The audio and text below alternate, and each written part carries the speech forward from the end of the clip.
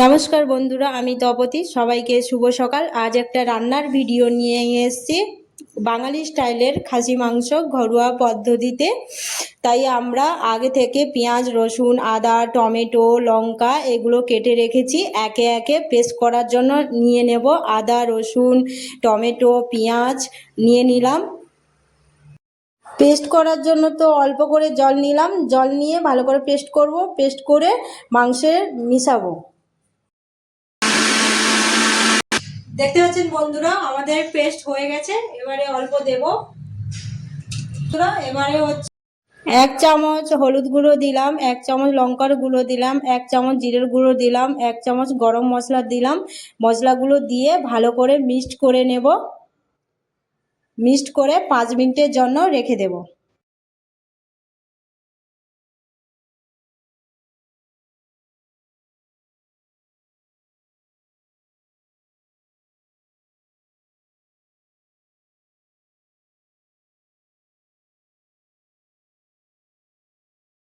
ভালো করে এবারে মিশিয়ে নিলাম। বেশি সময় তো আমাদের নেই, তার জন্য হচ্ছে 5 মিনিট যতটা প্রয়োজন ততটা দিয়ে দিয়েছি। মানে লবণ, হলুদ, লঙ্কা গুঁড়ি, মানে যা যা মশলা প্রয়োজন সব হচ্ছে দিয়ে মিক্সড করে নিয়েছি। এবারে 5 মিনিট রেখে দেব। বন্ধুরা, হালকা করে তেল দিয়ে দিচ্ছি, কারণ তেল দিতে মনে ছিল না, তাই তেল দিয়ে দিলাম। হয়ে গেছে। এবারে 5 মিনিট রেখে দেব। ততক্ষণ আমরা আলুটা ভেজে নিই।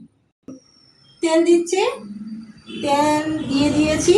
এবারে অল্প তেলটা গরম হলে আলুটা দিয়ে দেব। আলুতে লবণ দিয়ে দিচ্ছি আর হলুদ দিয়ে দিচ্ছি, যাতে স্বাদটা ভালো আসে।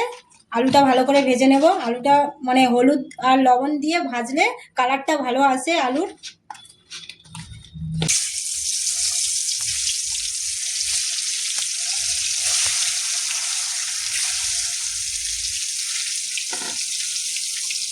আলুটা দিয়ে এবারে একটু নেড়ে নেব ভালো করে।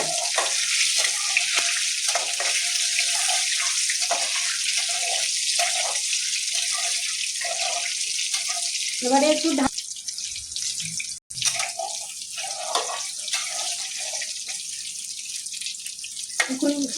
আলুটা কত সুন্দর। এবারে আলুগুলো তুলে নেব।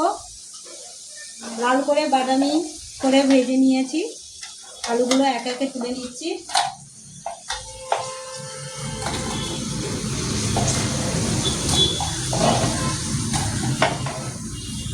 আমাদের তো আলু ভাজা হয়ে গেছে। এবারে তেজপাতা আর শুকনো লঙ্কাটা দিয়ে দেবো তেলে।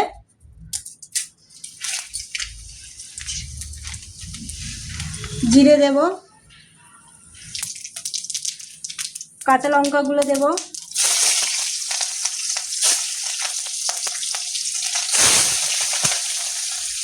পেঁয়াজ দেব,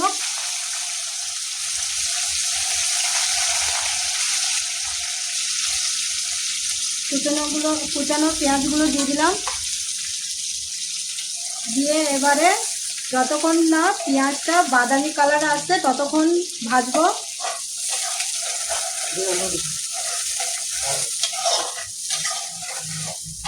হালকাভাবে বাদামি কালার।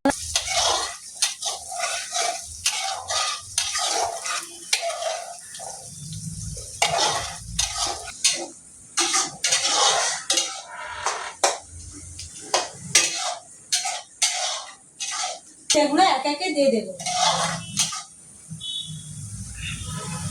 দেখুন, আগে থেকে আদা, টমেটো যে মিক্স করে রেখেছিলাম এটা দিয়ে দিব।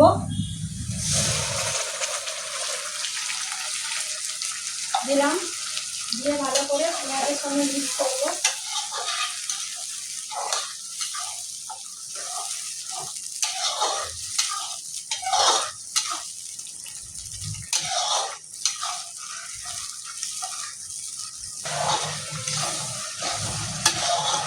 যতক্ষণ না তেলটা ভালো করে কাটছে ততক্ষণ হচ্ছে মশলাটা মিক্স করে দেবো।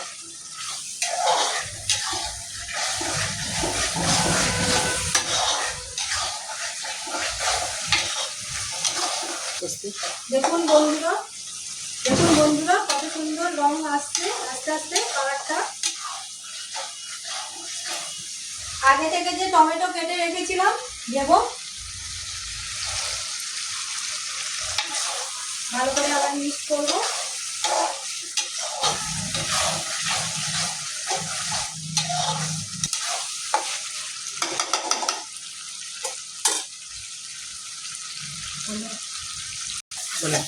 তেলটা হালকাভাবে ছেড়ে আসছে, দেখুন কত সুন্দর কালার পরপর হচ্ছে। আর একটু মশলাটা ভালো করে কষিয়ে নেব, তারপরে মাটনটা দেব।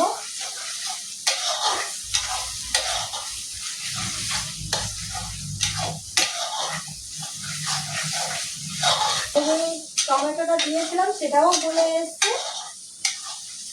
আগে যে মাটনটা মাখিয়ে রেখেছিলাম, মিক্সড করে রেখেছিলাম, এটা এবারে মশলায় দিয়ে দেবো।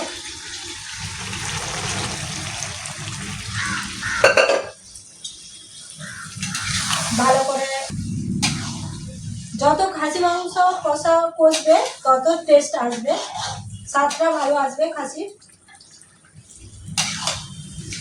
দেখুন ভালো করে কষে নেব।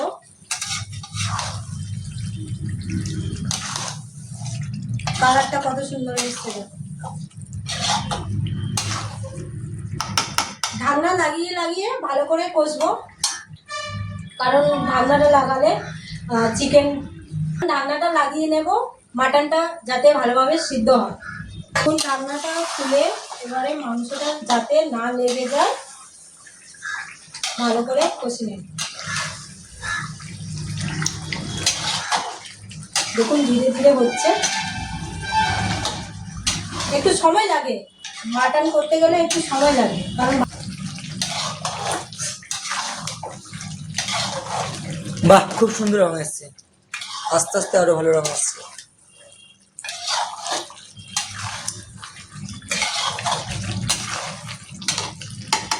ঢাকনা দিয়ে দিয়ে ভালো করে মাটনটাকে কষবো, ঢাকিয়ে দিয়ে কষে নেব। যে আগে থেকে বেঁধে রেখেছিলাম দিয়ে দেবো, চিকেন মাটনে দিয়ে দেবো। দেখুন বন্ধুরা আমাদের তো কষা হয়ে এসছে, আলুগুলো লাস্টে ভেজে রেখে দিয়েছিলাম ওইগুলো দিয়ে দিলাম, ওগুলোও ভালো করে কষে নেব মাংসের সঙ্গে। আপনারা চাইলেও আলু ছাড়া রান্না করতে পারেন শুধু মাটন দিয়ে।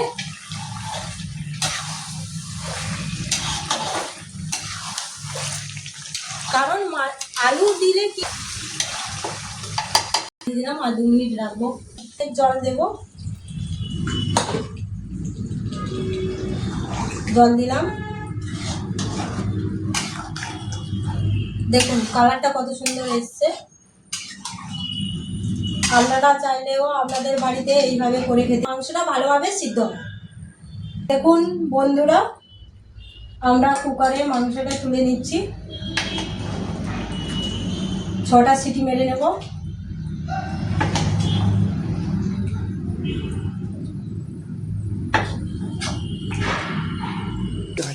দেখুন বন্ধুরা ধীরে দিলাম আমরা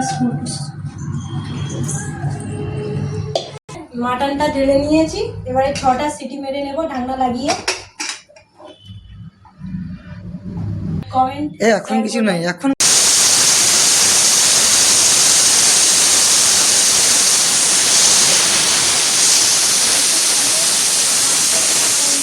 দেখুন বন্ধুরা আমাদের তো মাটন হয়ে এসছে, এবারে মাটন মশলা আর হচ্ছে গরম মশলা দেব দিচ্ছি। দেখুন কেমন হয়েছে বলবেন। খুব সুন্দর লাগছে দেখতে। এবার কি বন্ধ করে দেবে? না এবারে হয়ে এসছে, এবারে বন্ধ করে দেবো। আর একটু দেখুন বন্ধুরা আমাদের তো মাটন হয়ে গেছে, দেখতে পাচ্ছেন কালারটা কেমন হয়েছে। আপনারাও এইভাবে সহজ পদ্ধতিতে মাটন করতে পারেন বাড়িতে। আর অবশ্যই ভালো লাগলে কমেন্ট করে জানাবেন মাটনটা কেমন হলো, লাইক করবেন, শেয়ার করবেন। সবাই সুস্থ থাকবেন, ভালো থাকবেন। আগামীকাল ভিডিও নিয়ে দেখা হবে বন্ধুরা, পরবর্তী নতুন একটা ভিডিও নিয়ে।